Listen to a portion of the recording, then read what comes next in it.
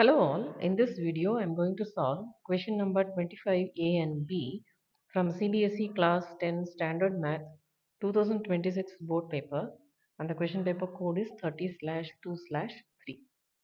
The question 25A says if tan A is equal to 4 upon 3, find sin A and cos A.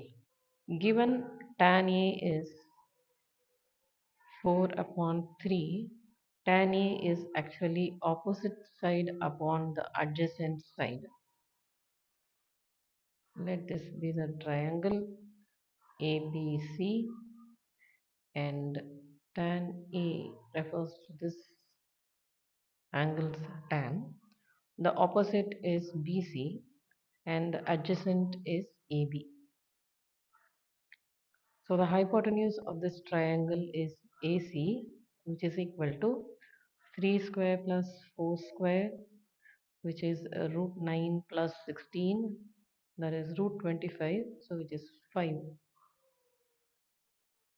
So sin A is opposite upon hypotenuse, which is BC upon AC, that is 4 upon 5, and cos A is adjacent upon hypotenuse, that is AB upon AC, which is 3 upon 5. The B part says express cos A and tan A in terms of sin A.